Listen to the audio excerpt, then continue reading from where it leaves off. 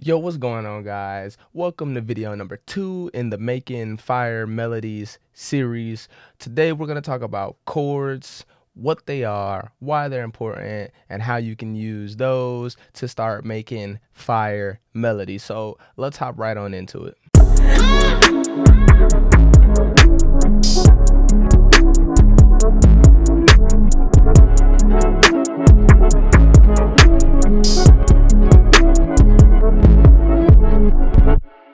So what are chords?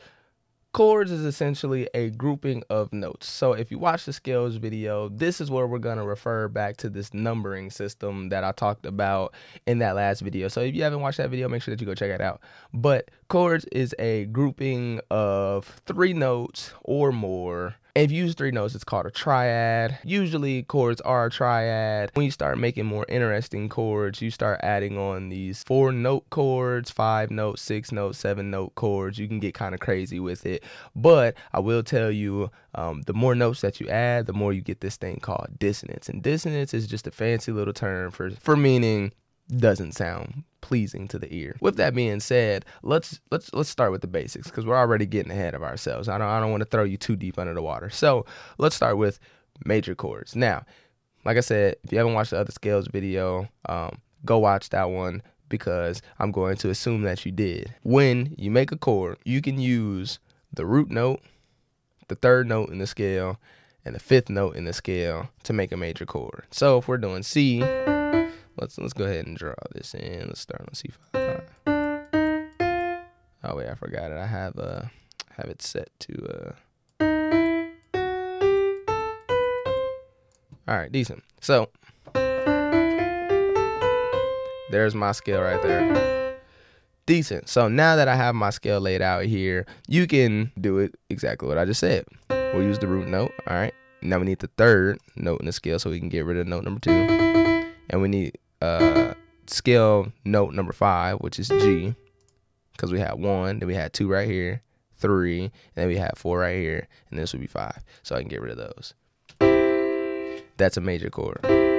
Now, if you want another way to learn how to make chords, then you can do this. You can count up half steps and the whole steps, and or also known as semitones, which are half steps. Again, if you didn't watch the scales video, I'll talk about whole steps and half steps in that video. You can just count up, starting on your root note. So pick a note. In this case, we chose C. Then count on 1 semitone. 1, 2, 3, 4. So on that 4th semitone, we're gonna draw on a note there, and then we're gonna keep going. 5, 6, and 7. All right, so on 7 you can draw on a note there. That's also how you can make a major chord. You can use semitones 1, 4, and 7, and yeah, it's literally that simple. It works for any note. So let's pick a different note. Let's use G sharp here. All right, let's do semitones first. All right, 1, 2, 3, 4. Cool. Let's keep going. 5, 6, 7. I'm just gonna shift that down. Also, if you want to shift notes, you can select notes by holding Control, and then you can click and drag, select all of them. And if you want to move up an octave or down an octave, you can hold Control and then hit the up arrow or down arrow. But boom, that is a G sharp major chord. We can do the same thing for minor chords too. So let's go back to C again. Let's do this one.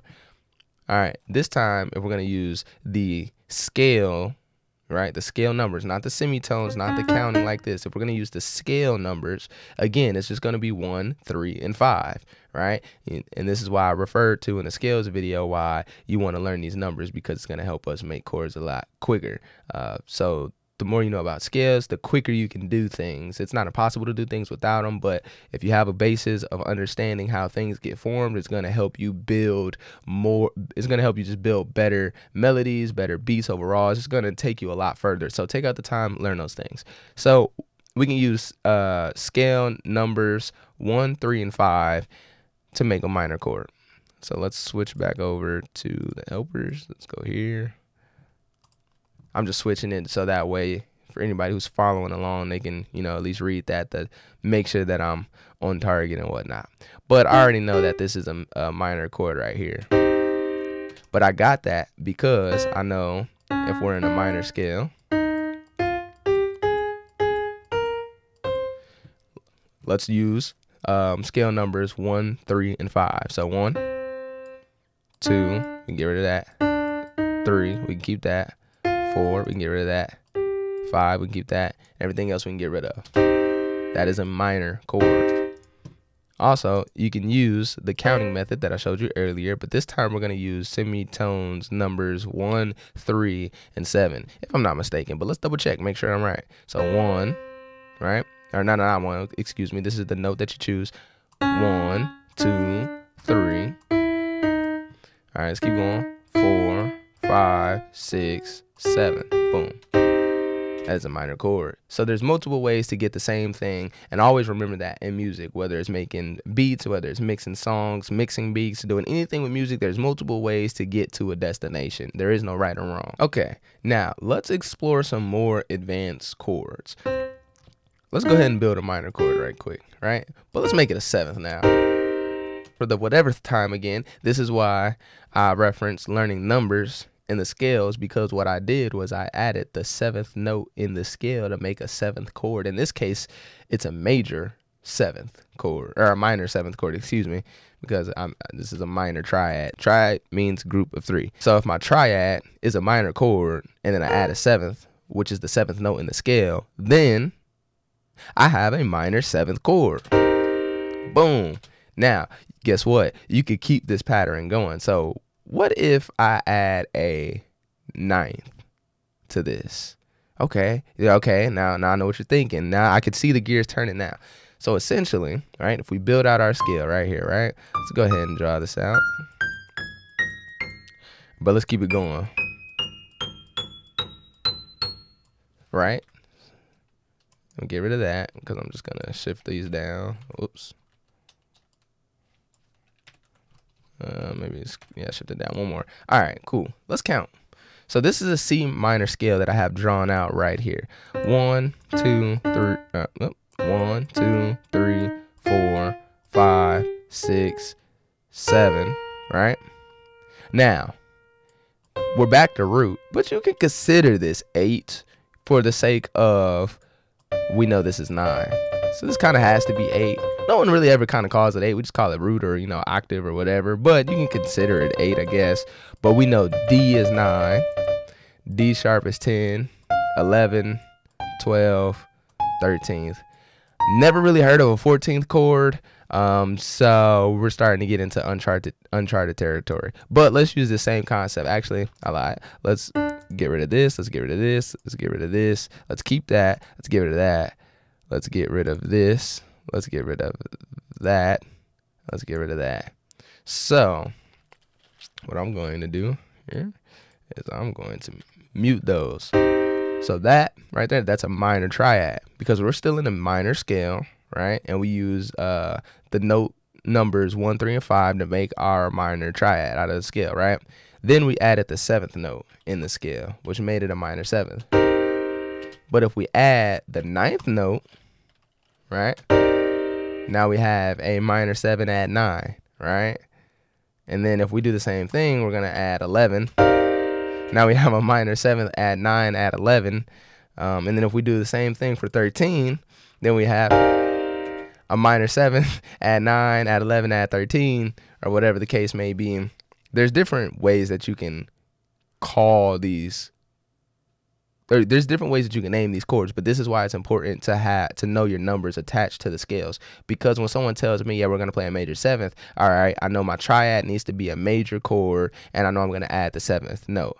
Or if someone tells me we're going to play a diminished or augmented, which, again, if you watch the scales video, I talked about modifying words. These modifiers, things such as augmented, diminished, flat, sharp, add 7th, add 9, add 11, add 13, you know, sustain. These things are telling me what I need to do with the chord, essentially. So another thing I also want to point out is if we listen to this chord now, it doesn't sound the best. It has a little dissonance. You guys remember that word?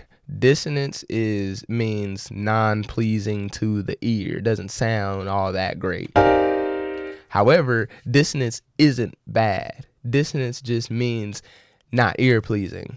What piano players like to do to add dissonance, right, is make the listener who's listening feel like, okay, whatever you're playing needs to resolve. And resolve essentially is a landing spot, right? So like if you jump off a house onto a trampoline, right?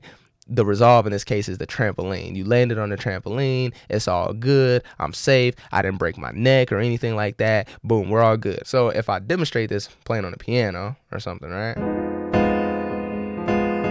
All right, let's use, right?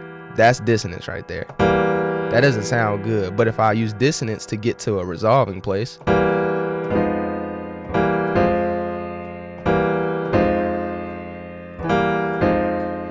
it sounds good, essentially, right? Now, these are more advanced techniques, right?